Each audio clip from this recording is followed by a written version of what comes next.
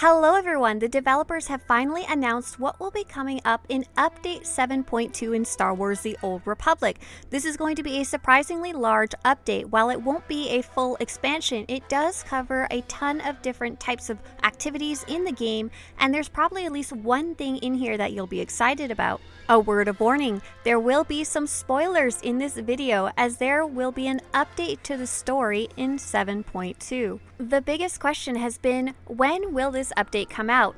The developers have said that Update 7.2 will be launching in winter 2022. While we don't have an exact date for the update, I'm going to take a guess and say it'll probably come out in December 2022 along with the Life Day update. The public test server for this update is actually already up and available to be tested, so that bodes well for the update actually coming out in winter 2022. Now let's jump into the update. There's going to be a new planet introduced called the planet of Ruhnuk. It's a dry, arid, plateau-based planet full of river valleys cut through it. It's very nice looking from the previews that they've shown, and part of this planet is that a unique nebula surrounds the planet, keeping it very hidden. It's a giant nebula that encases and hides the planet, which has caused a ship to have crashed into the atmosphere, and we're here to explore it. I really like that the artists and designers took a lot of references from places in real life like the Grand Canyon, mining facilities out of Arizona for copper, and Colorado plateaus. As for the story update that will be taking place on Ruhnuk, it's called Showdown on Ruhnuk and involves Hedda Cole and her faction of Mandalorians. This is where we're going deeper into spoiler territory. The story picks up where the teaser of 7.1.1 left off and ties in many of the events on Darvanis and on the Spirit of Vengeance. Hedda Cole found Ruhnuk and took it over because her faction could use the abandoned mining operation on Ruhnuk to use to build up their base. And the nebula obscures the planet and makes it hard to find or to land on. However, Shae Vizsla has found the planet and is asking for your help in taking down Hedda Cole. We also got a fun little update that there will be some new short stories about Shae Vizsla hunting down Hedda Cole, covering the time between Spirit of Vengeance and Ruhnuk. There's a lot of notable returning characters that you'll meet in 7.2, including Hedda Cole, Shae Vizsla, various Mandalorian clans, Bask Sun, Sahar Kateen, Ri'Kan Kateen, her brother, Jakaya and Ras Ordo, as well as two companions, Akavi Spar and Torian Kadera. The developers also showed off a quick teaser scene of the beginning of Showdown on Ruhnuk.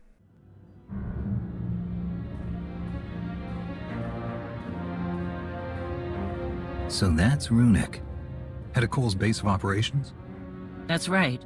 I also managed to piece together more about her. One thing doesn't track. She moves like a Mando, fights like she's been trained by the best, but I couldn't find a clan affiliation. I'm certain she's one of us, but it's strange. Whatever she is, people follow her. Years back, she ran a small team of outcasts for a while. They became her inner circle. This group was responsible for several raids against both Republic and Imperial interests. She owes nothing to either side. In addition to the main story, Ruhnuk will be bringing a new daily area with new additional story, new characters, a reputation track, and secrets to find in the game. Let's start with the story. There will be a 3-mission story arc where players will assist Mandalore's forces and track down one of Hedda Cole's ruthless followers, who is conducting secret experiments that even Hedda Cole doesn't know about. The story will follow 2 big personalities, 2 titans, in the form of Shae Vizsla and Hedda Cole. So, this daily area story will be focusing more on the goals and the desires of those who are in their command. All of the characters will be fully voiced. Lane Vizsla is the main point of contact for the player during the story arc. She is a distant cousin of Shae Vizsla, and they share many traits. Stubborn, adamant about proving herself, she wants to avoid accusations of nepotism and favoritism. She's a tinkerer and is interested in Mandalorian technology, especially in Basilisk war droids, and she's very blunt. She's not afraid to tell anyone what's on her mind. Her rival is Kur Harangir, who is the main antagonist of the story arc. He comes from Clan Harangir, a very old and rich group of Mandalorians.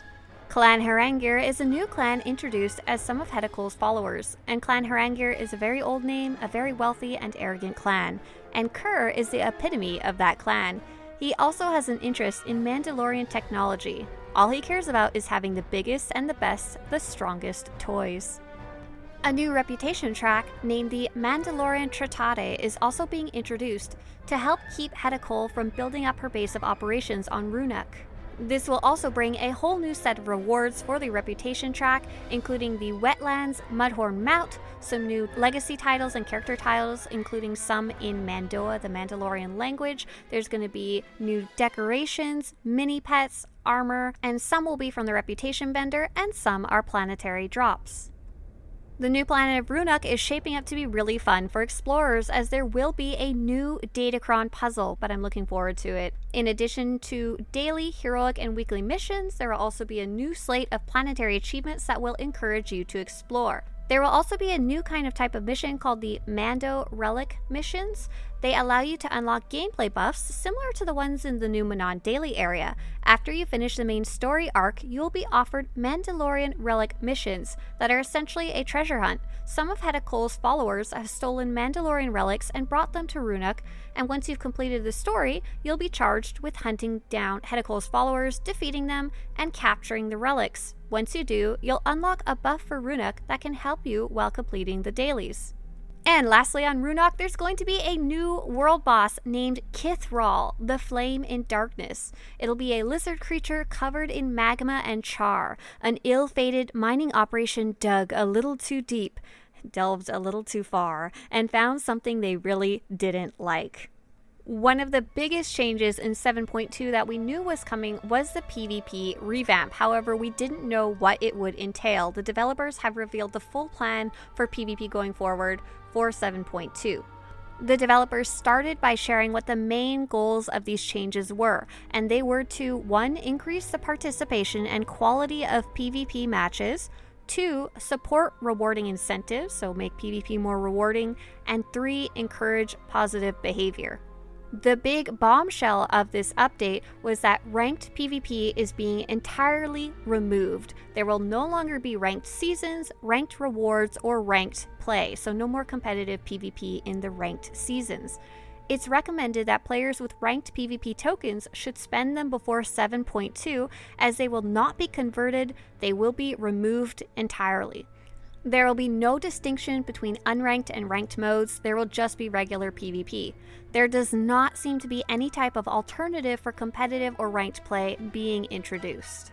For more casual PvP players, however, there was a ton of good changes being introduced. So first off, all PvP is now going to be in 2 different queues, either 4 vs 4 or 8 vs 8. You will be able to choose to queue for 4 vs 4 deathmatch arenas, for 8 vs 8 objective war zones, or queue up for both. So if you hate Hutball, you could queue up for just arenas, but you couldn't queue for all match types except Hutball. You can queue alone or with your personal group for either type of match. A new type of rewards track is also being added called PvP Seasons, which will be similar to Galactic Seasons and will be available for all players. It's unrelated to the previous ranked PvP seasons. Season 1 will start with Update 7.2. By completing PvP matches and missions, players will receive PvP points and see progression earned on a new PvP reward track. The new PvP currency on the track will be replacing ranked tokens. Ranked tokens are being removed entirely, and you can spend it on a new vendor that has additional sets of rewards that will be updated every season. The goal is to run multiple seasons per year, with an aim to run about 3 seasons per year at identical lengths. The new PvP reward track has a variety of rewards, including PvP tokens for that vendor, new titles, stronghold decos, and 4 armor sets. They also shared an example of the first reward track, which could change over time. Free-to-play, preferred, and subscribers all can participate in PvP seasons and earn all of the rewards. Non-subscribers will no longer have any restrictions on the number of matches they can play. Previously, free-to-play players were limited to 10 matches per week unless they were queuing with a subscribed friend. You can now play as many PvP matches as you want. However, subscribers will earn points in PvP seasons at a quicker rate. Medals are being given a revamp as they haven't been adjusted in a long time. You'll need to actively participate in matches to win medals. You won't be able to get them quite as easily as before, but they will reflect on the PvP points that you get for PvP seasons. Lastly, as part of the PvP revamp, there will be a new PvP map. This will be a 4 versus 4 arena map called the Onderon Palatial Ruins. There is potentially some type of secret or hidden area in this map. As the community manager said, I encourage y'all to explore in that map. You might find a place that takes you to another little place. Separate from the PvP revamp is an update to gearing. The systems designer spoke about the gearing changes coming to update 7.2. The new highest item rating for most tracks is going to be 336, including solo and hide and seek, and the new floor is going to be 324 for most tracks, so new players will start off at about 324. The forums will be bringing a more detailed look at the upcoming changes, including new legendary implants, currency conversions, and making it easier to identify upgradable gear. No changes are coming to R4 gearing, but they are gathering feedback on the forums. There will also be a set of more class changes which have also been posted on the official forums. There was also a large assortment of quality of life updates coming with update 7.2. The first big one is the minimap. The minimap is now more customizable. And more interestingly, there's a new pop-out map view that is transparent and floats on the right side of your screen. So you can very easily see both the map as well as your environment around you at the same time. You can still use the old map if you want. And another nice change is that the fog of war will no longer obscure places you haven't been yet, so you can more easily find your way around on a new uncovered map. You can also customize which icons show up on your map one by one. 3 new colorblind modes will be added, which changes all the colors on the screen except for loading screens. This will include a drop-down in the graphics settings and preferences for Tritonopia, Protonopia, and Deuteranopia.